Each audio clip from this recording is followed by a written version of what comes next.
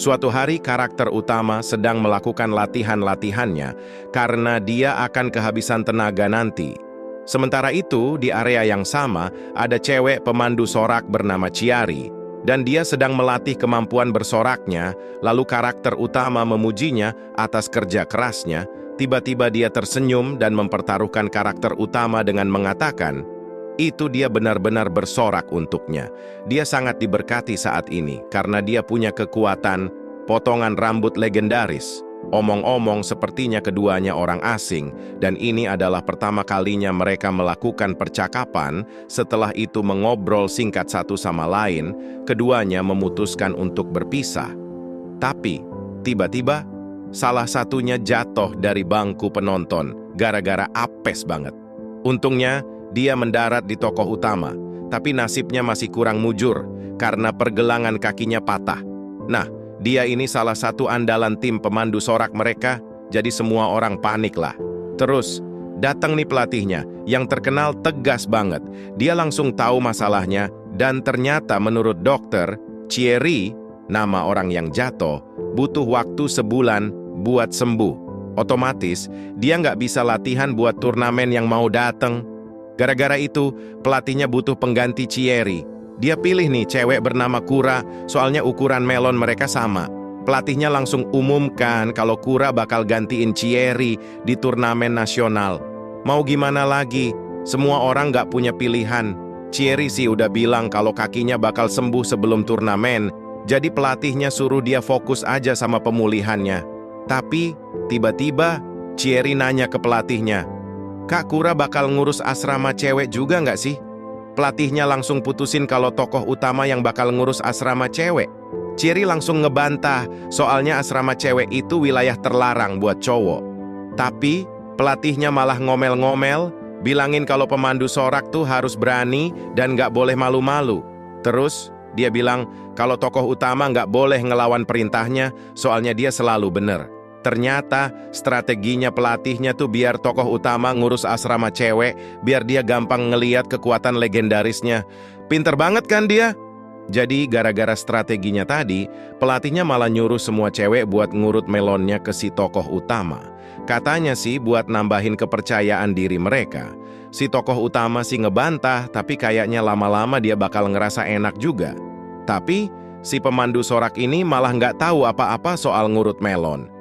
Jadinya, pelatihnya mau ngasih contoh dulu, biar pada ngerti. Terus, dimulailah sesi tutorial ngurut melon. Pelatihnya nih yang ngajarin, soalnya dia emang jago banget ngurut melon. Dia pakai minyak pijat alaminya juga, biar makin halus. Si tokoh utama sih tadinya ngebantah, tapi sekarang dia nurut aja. Saking serunya, ngurut melonnya jadi tontonan yang seru banget. Penontonnya sampai terharu loh. Terus, buat ngilangin stres, pelatihnya ngasih izin ke si tokoh utama buat ngecat mukanya. Dan jago banget sih si tokoh utama, dia ngecat mukanya si pelatih dengan akurasi 99%, cuman 1% aja yang meleset. Habis itu, si tokoh utama ketemu sama bosnya. Bosnya seneng banget, soalnya si tokoh utama bakal jadi tuan rumah di markas pemandu sorak. Ternyata, si bos ini nggak suka sama pemandu sorak. Dia mau ngeliat mereka dipermalukan. Terus, dia ngasih minuman berwarna merah muda yang bisa bikin cewek-cewek ngeluarin jus melon tanpa henti.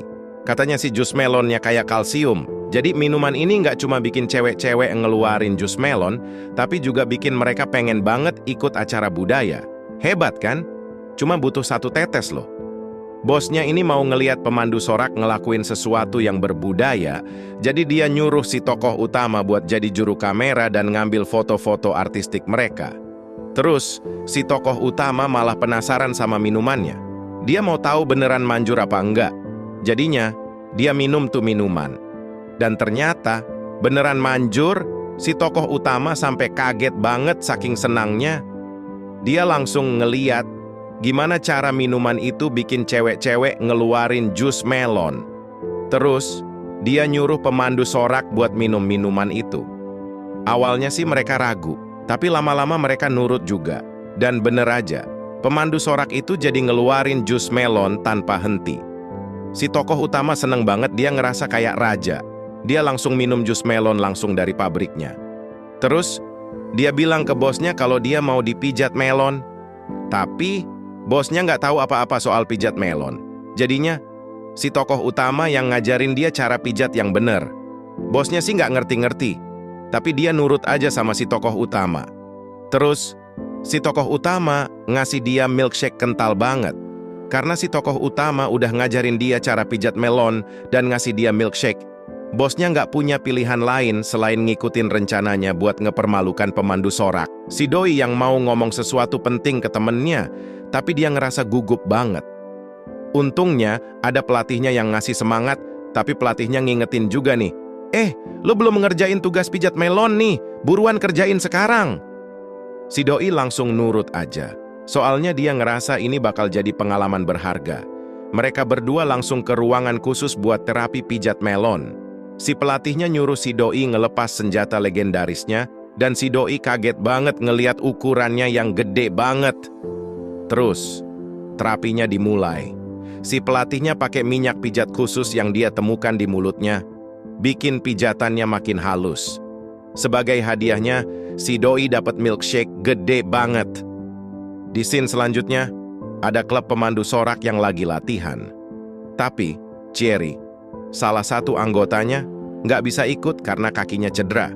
Cherry keluar dengan dramatis, dan si doi ngeliatnya, jadi dia ngikutin Cherry. Ternyata, Cherry lagi latihan sendiri. Si doi khawatir banget ngeliat Cherry latihan sendiri, soalnya berbahaya buat kakinya yang cedera. Si doi kasihan banget ngeliat Cherry yang nggak bisa ngelakuin apa yang dia suka. Makanya, si doi ngasih semangat Cherry, dan momen itu bikin mereka berdua terharu. Si doi terus ngasih semangat Cherry sampai suaranya serak. Cherry berterima kasih banget ke si doi karena udah baik sama dia. Terus, sebagai balasannya, si doi diajak buat terapi pijat melon lagi, bro. Keren banget kan? Si doi terus dihujani perlakuan spesial kayak gitu.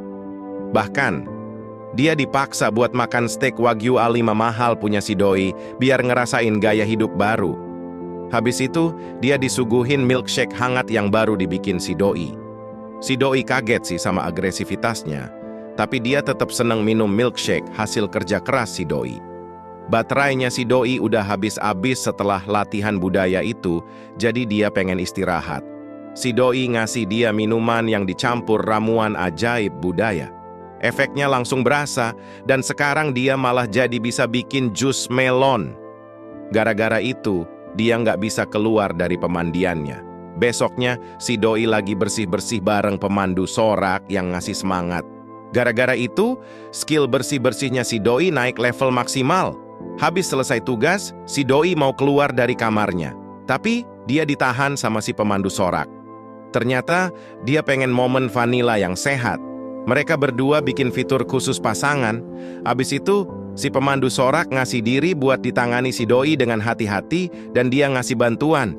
Si doi ngerasain kebaikan si pemandu sorak dan dia sadar kalau si pemandu sorak udah jadi wanita yang berbudaya. Tiba-tiba, si pemandu sorak berubah jadi topan dan membanjiri daerah itu. Akhirnya wisuda nih, bro. Ini wisuda pertamanya. Dan momen spesial ini diwarnai dengan hubungan spesial antara si doi dan si pemandu sorak.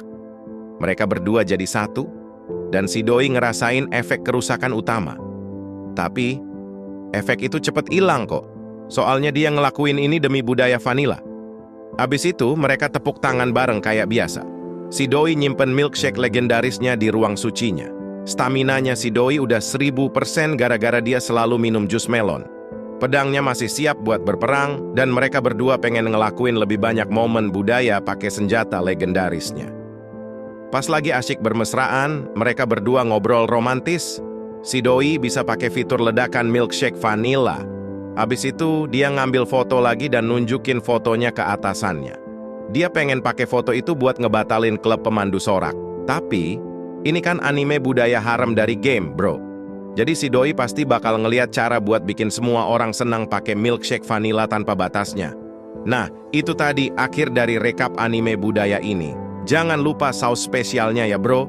Tapi, saus ini khusus buat orang yang udah matang secara budaya aja. Dan terima kasih udah nonton rekap anime budaya gue. Gimana menurut lo ceritanya bro? Seru kan?